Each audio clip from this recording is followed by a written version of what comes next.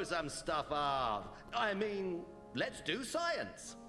Hello everyone and welcome to Werven's World and welcome to my introduction to the Sophons. The Sophons were one of the first races in the game and they are a very science-minded race. So as you can see here, they're a peace-loving race whose highest ideas are found in scientific knowledge and technological advancement. So they like to explore the universe and are very good at it, and they like to immediately do science as well. But before we go into their traits, let's look at their introductory video so we get a bit better idea of their theme and feel. They have always been first, the Sophons. First to split atoms, mine asteroids, and capture the energy of the sun. First too to crash their test rockets, trigger artificial earthquakes, and accidentally blow up their moon.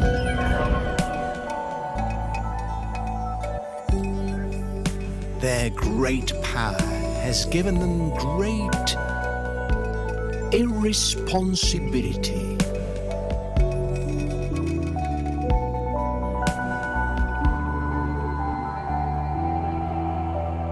But through it, now, they're the first to create perfection. Me.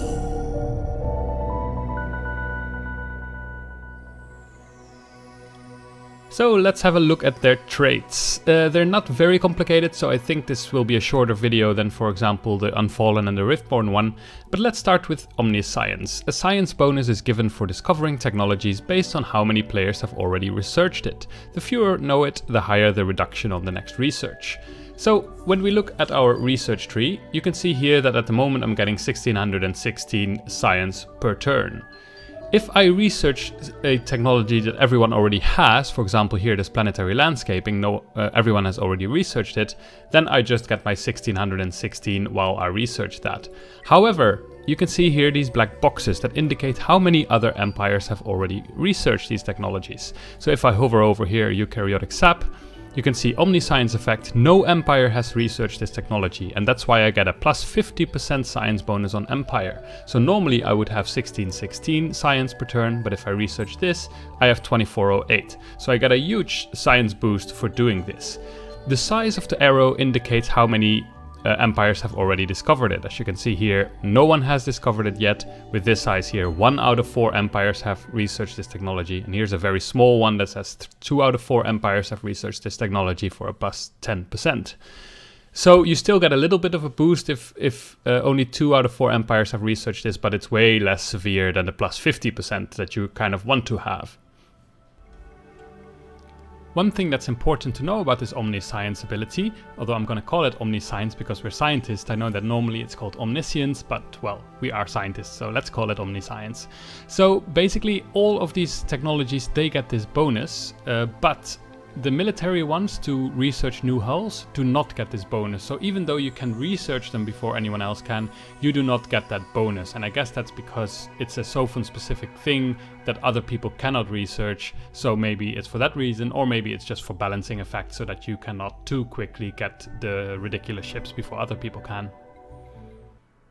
This Omni-science is extra interesting because of our political situation. So we start off as scientists, which means we get a compulsory law called Oracle of Science. This allows us to research technologies from the next stage of technology. As you can see here in the research tree, this is the start of the game, and instead of just being able to research in the first circle, we can already research in the second circle.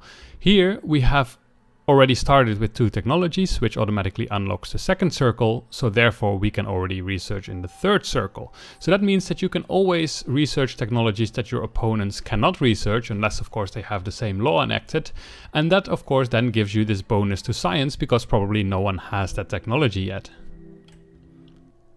So we have the Sophons, which are a nation of restless argumentative scientists. The Sophons eagerly take death-defying risks in the laboratory, which kind of sounds like my own PhD now that I think about it. But what these populations do is we can click on the planet and hover over them. They give us +1 science, and then if they're on a cold planet, they give us +3 extra science. So that's quite a nice bonus to science. However, you have to be on a cold planet. Now you start off at Hakim, which is the planet where the Sophons come from, which is a cold planet. And as you can see here, I have quite a nice starting system with lots of cold planets. So there they actually get quite a decent bonus. However, if they're not on cold planets, they really don't do very much. At least they have way less bonuses than other races, for example.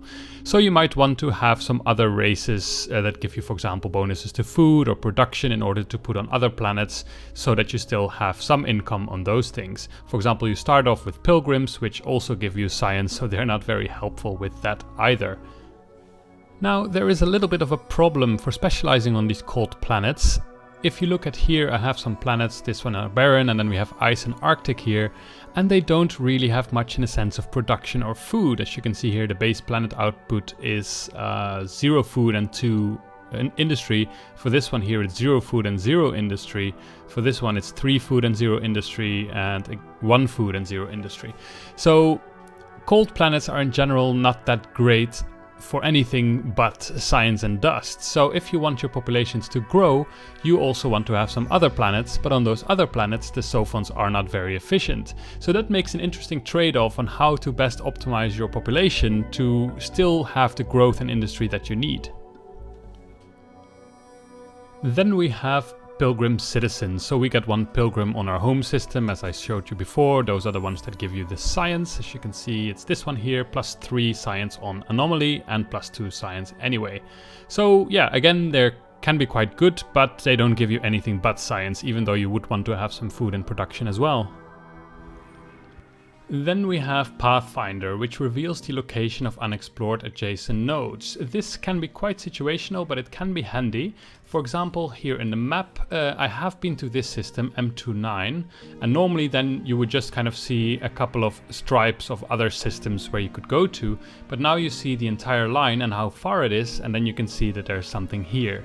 You do not see what is there, but you can see the distance, so especially early game that can be quite nice to be able to choose where to send your probes and where to send your actual scouts or colony ships or whatever. But this line actually gives you vision. As you can see, the fog of war is not here. This is quite nice for the reason that I've been here to this system of the Lumeris, and it immediately reveals that there is a system there. But because there is a little bit of vision here, I can see that this system is owned by the Lumeris. So that gives you a bit better overview on how this world map, who is where on this map. Then we have Fast Travelers 2, which gives us 2 extra movement points on our ships, which is great because it allows you to go around very, very quickly. As you can see here, I have a scout ship which has 8 movement, so it can not only go here, but then it still has 5 left, and I can send it on its way back, and it only needs 2 turns to get there. So they're really quick, and that allows you, this is turn 7, and I've already explored this part of the universe. So they get around quite quickly, and that's quite nice, especially together with the fact that you can research all these colonization techs before other people can. You can not only find cool systems quite quickly due to your movement, but you will also have a high chance of actually being able to colonize them because you can research those techs before. This movement can of course be increased with modules and stuff, but also your Sophon heroes, if you attach them to a fleet, they can get this here, Celestial Mechanics, which gives your fleet, if it's assigned to that, +8 extra movement points, so you can be even quicker than you were before. Then we have Feeble Warriors, and Feeble Warriors gives us -20% infantry health on our Empire, which means that we are not very good at ground battles. This means that we don't really want to invade other planets, or we also don't want to be invaded ourselves, but there's a couple of things I guess that we can do to alleviate this. First of all, we can build our strategy around not being invaded and not invading others, but if we really want to do that, then of course we can go here to the management screen, and we can invest mostly in armor and air in order to not have infantry, which has that penalty, or of course we can invest in this one to get +20% infantry health, although your opponent can also do that, so then it doesn't really help. Then, as all other races, we also start with some technologies unlocked. In our case, it's xenobiology and rare earth foams, which are here, which are these two. So this one, rare earth foams, allows us to build this building that gives us extra science, and it allows us to colonize tundra. Then this one gives a support module and allows us to colonize Mediterranean directly from the start. So the differences in the technologies from other races, the Sophons have this one here, Xenolinguistics. They're mega in the consultancy. Normally this gives +10 production per temperate, planet and fertile, but now it also gives +10 per cold. So that means that if you happen to be on a cold, fertile planet, then you get +30 production, which kind of offsets a little bit at least this fact that you want to specialize in cold planets. This is also on the food side of things, so as you can see here, botanical scanning also gives us extra food on cold planets. So that's quite nice, it offsets a little bit that problem that we have with production and food. Then we've got some special ones here. This one here, eukaryotic sap, gives us also happiness on cold, not just on planets, so that's also kind of nice. Then we've got graviton research, which just gives us more science. This one here gives us even more science. And then we have the military ships that, well, every race has. And for the rest, there are no special Sophon technologies as far as I've been able to see. Politically, as we said before, we start as scientists and we start as a democracy, so there are other people that can become in power, and then you don't have this oracle of science anymore, so you have to watch out a little bit. In case you want to keep this, then you should, well, treat everything correctly so that the scientist will win the elections. So if we go to the Sophons themselves, they are scientific, so basically science really outputs a lot of science. We have anti-religious, so religious stuff doesn't really affect the amount of religion. And then they're curious, so whenever we do something pacifist, we have more science output as well. If we have here our collection bonuses, if we have 10 Sophons, we just improve this political output of scientists.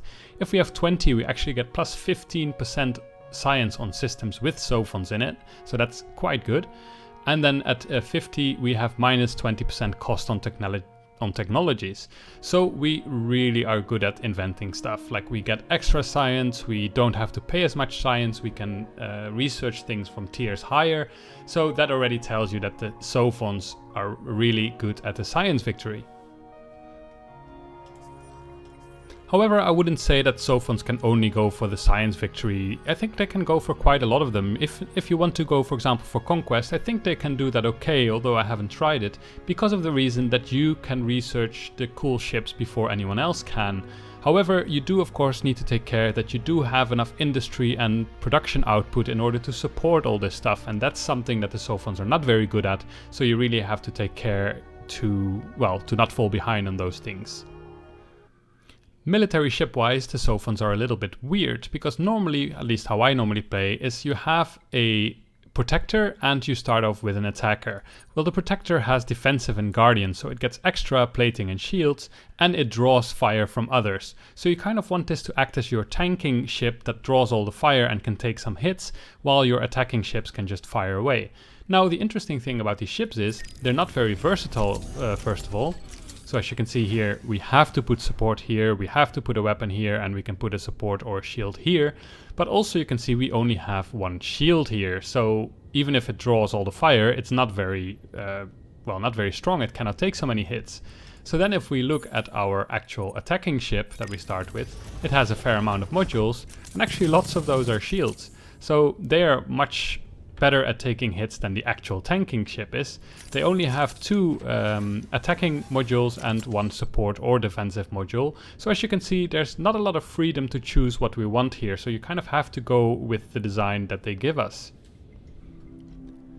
One thing that's pretty cool though is that your detector, your scout ship, is actually quite okay, because it has space for 2 attacking things. So if you're being attacked by pirates, you can kind of defend yourself against it fine. Although you cannot put any defensive modules here, so you are very much a glass cannon, but well, at least they can kill some pirates at the beginning of the game.